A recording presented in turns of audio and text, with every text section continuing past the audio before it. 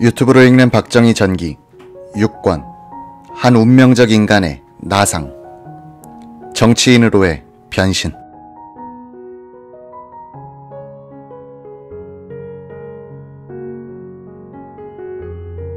그런 기사를 쓸락하면 우리에게 사전 연락이라도 해야지. 덮어놓고 쓰면 되겠어. 이렇게 말한 박정희 의장은 담배 연기를 한 모금 세차게 내뿜은 후 악수를 청했다. 경향신문의 특종기자 김경래는 속으로 살았다고 생각했다. 박 의장은 거기 앉으시오 라고 경어를 썼다. 의장님 죄송합니다. 제가 이 기사를 보도한 것은 국민의 자존심과 젊은이들에게 의연한 긍지를 심어주기 위한 동기가 깔려 있었기 때문입니다. 그게 무슨 뜻이오? 국군의 건아들이 단군 이래 처음으로 외국 땅에서 침략군을 상대해서 싸우러 간다는 사실은 얼마나 장하고 거룩한 일입니까? 임자의 심중은 충분히 알겠어. 그러나 그곳에 파병된 장병들의 안전을 위해서 쉬쉬해 온 것이 아닌가. 이후락 실장이 재빨리 한마디 거들었다. 각하, 선발대는 이틀 전에 무사히 월남에 도착했다고 합니다. 박정희 의장은 여비서가 슬며시 갖다 놓은 엽차를 가리키면서 마시라고 권했다. 그리고 본격적인 신문을 시작하는 것이었다. 누구에게 들었소 월남 파병 얘기를? 각하, 신문기자는 취재원을 밝힐 수 없습니다. 이는 마치 처녀가 정조를 잃는 것과 같습니다. 그래도 내게만은 밝혀줘야 하지 않겠소. 누가 그런 비밀을 누설했는지 알아야 대책을 세울 것 아니오. 실은 월남 파병 소식을 처음 캐낸 곳은 월남 대사관입니다. 그곳 1등 서기관을 만났더니 그 친구가 자랑삼아 귀뜸해 줍디다. 김경래는 진짜 취재원을 보호해주기 위해서 파병 사실을 확인만 해준 월남 대사관을 끌어들인 것이다. 그 친구들 형편없구먼. 그토록 극비에 붙이기로 한 것을 일방적으로 터뜨리다니. 그러니 나라가 그 모양 그 꼴이지. 이것으로 박정희는 취재원 캐기를 중단했다.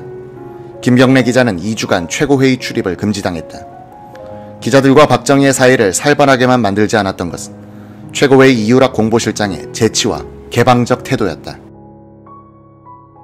주미 대사관 무관, 국방부 중앙정보부대장을 거쳐 육군 소장으로 예편했던 그는 5.16 직후에는 한때 정보부에 구속된 적도 있었다. 김종필 부장의 배려로 석방된 뒤 영자신문의 사장을 역임했던 그는 원충현 공보실장의 후임이 되자 먼저 최고회의 본관 2층의 넓은 방으로 기자실을 옮겨주고는 자신의 집무실도 기자들에게 개방했다. 말을 더듬는 이우락은 기자들의 신랄한 비판에 대해서도 좀처럼 화를 내지 않고 받아줬으며 우스갯소리를 많이 하여 분위기를 밝게 해줬다. 의장 각하께서는 조국 근대화를 위하여 라고 칭찬을 늘어놓다가도 쑥스러운 생각이 들면 허허 캐사면서 고무적이다 라고 얼버무리기도 했다. 이우락 실장이 기자와 의장 사이에서 윤활유 역할을 하면서 박정희의 별명으로 돌기 시작했던 박곰보, 박코프라는 말도 사라졌다. 기자들은 박 의장이 검은 안경을 낀 것을 보고는 아마도 곰보일 거야 라고 하여 박곰보라고 부르다가 이것이 박코프라고 바뀌었던 것이다. 1962년 7월 19일자 조선일보 조간 1면의 정치 가신남 문해문에는 이런 기사가 실렸다. 박정희 최고회의 의장의 출장 예정이라는 게 3급 비밀이어서 좀채로 미리 알려지질 않지만 18일 강원도지방 산업시사회 시차를 떠날 때는 경호원마저 시간을 맞추지 못할 정도로 감쪽같이 떠났다. 뒤늦게 한 기자들이 부랴부랴 뒤를 따라갔지만 그것과는 별도로 이후락 공보실장이 자청해서 특파원 노릇을 하고 나섰다. 그는 경비전화로 내무부를 중개하여 박 의장의 동정을 아침 저녁으로 공보실에 보내오는가 하면 덧붙여서 가십자료까지도 제공해주는 정도.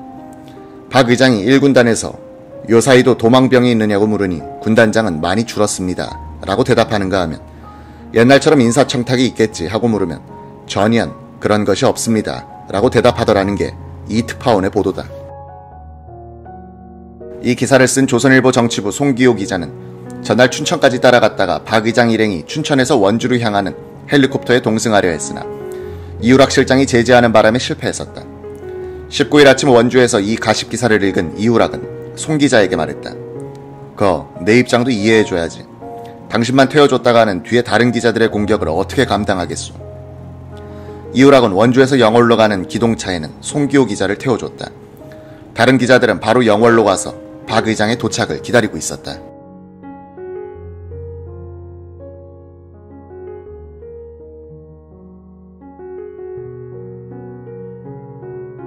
송기호는 쪽지를 써 차 심부름을 하는 여승무원에게 맡겨 이우락 실장에게 전하도록 했다. 들어오라는 전갈이 왔다. 옷깃을 여미고 긴장하고 들어가니 박 의장은 송기호에게 자리를 권했다. 박태준 최고위원, 한신 내무장관, 민기식 일군사령관도 함께였다. 송기호가 시찰 소감을 물었다. 당신이 더 잘 보았지 않소?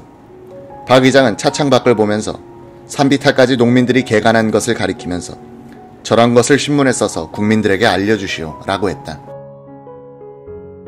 그는 덧붙여 말했다. 왜 우리나라 사람들은 정치 이야기만 즐겨하는지 몰라.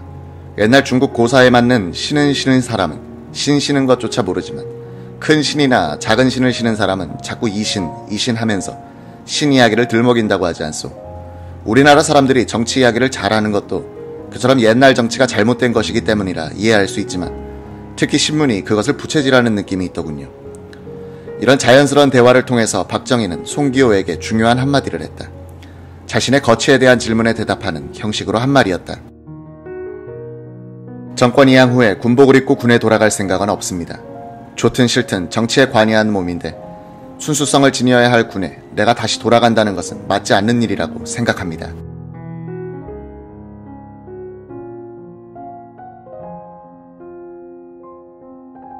송기호 기자가 그러면 정치로 나가시겠다는 말씀입니까? 하고 물었다. 박정희는 생각해본 일이 없다 라고 잘라 말했다. 그러면서 나의 거취 문제에 대해서는 어젯밤에 1군단 사단장들과도 이야기했다고 설명했다. 민기식 1군 사령관 숙소에서 만난 사단장들이 민정 이양 후에 다시 부패하면 어떻게 하시겠습니까? 하고 질문을 하기에 나는 여러분들이 그것을 막아야 하고 또 부패하는 경우라도 여러분이 있으니 나는 믿음직하다고 말했소.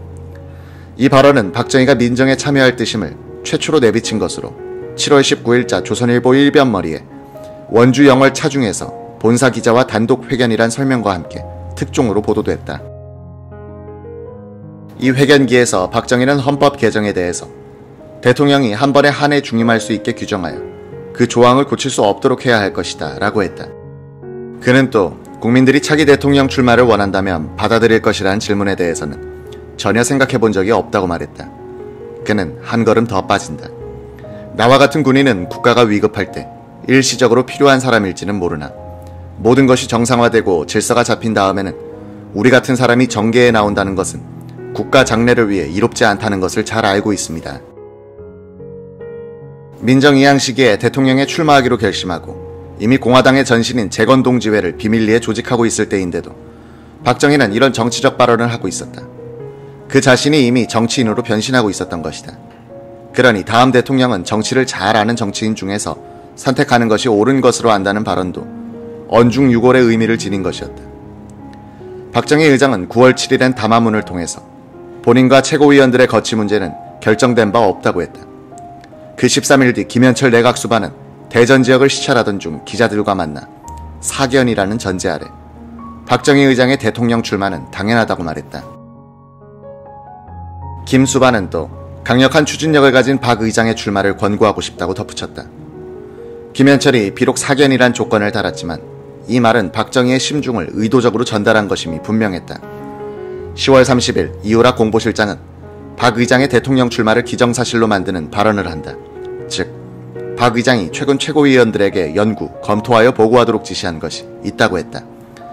의장 자신을 포함한 최고위원들이 명년 선거에 군복을 벗고 출마할 것인가, 아니면 예편한 뒤 출마할 것이냐에 대한 의견 수렴이란 것이었다.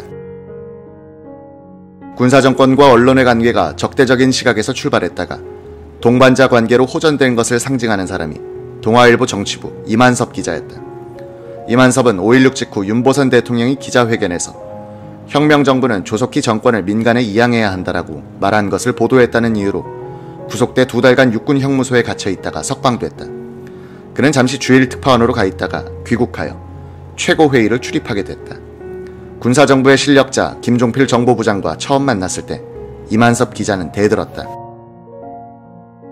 김 부장이 일본 잡지 문예 춘추에 쓴 글을 읽어보니 5.16 전에 나라와 군이 부패했는데 그 원인 중 하나가 신문기자 때문이라고 했더군요. 김 부장, 이럴 수 있습니까? 소수 사이비 기자들의 문제를 가지고 기자 전체를 평가하고 더구나 외국 잡지에 그런 걸 쓸 수 있단 말입니까? 당신들은 권총으로 나라를 사랑했지만 우리 언론인들은 붓으로 나라를 사랑해왔습니다.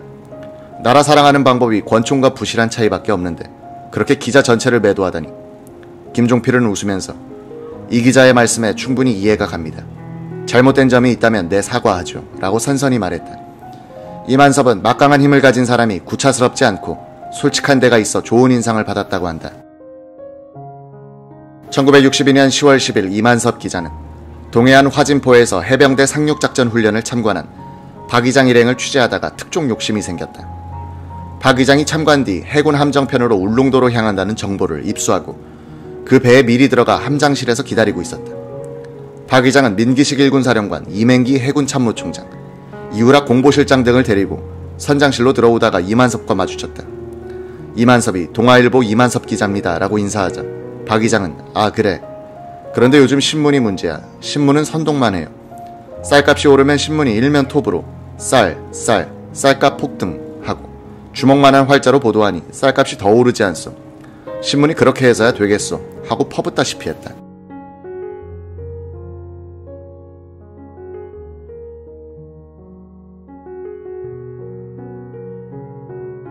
그게 그렇지 않습니다. 쌀값이 오르면 위정자들이 그런 현실을 알고 적절한 대책을 세우라는 것이지 결코 선동의 의미가 있는 게 아닙니다. 그리고 사실 보도야말로 신문의 사명이 아니겠습니까? 박 이장은 계속 못마땅한 표정을 지었고 옆에 있던 장병성들도 박 이장의 말에 한마디씩 거들었다. 이만섭은 지지 않고 반격했다. 저는 윤보선 대통령이 이야기한 것을 사실대로 보도했는데도 잡혀갔습니다. 혁명정부의 언론 정책에는 분명히 문제가 있습니다. 아 그래요. 그건 뭔가 잘못된 것 같소. 그렇습니다. 그건 분명히 잘못된 일이었습니다. 박 이장은 미안했던지 그 뒤론 입을 다물었다. 어두워서 울릉도 도동 항구에 박 이장이 도착하니 도민들이 횃불을 밝혀들고 기다리고 있었다. 울릉도에 국가원수가 방문한 것은 이날이 처음이었다.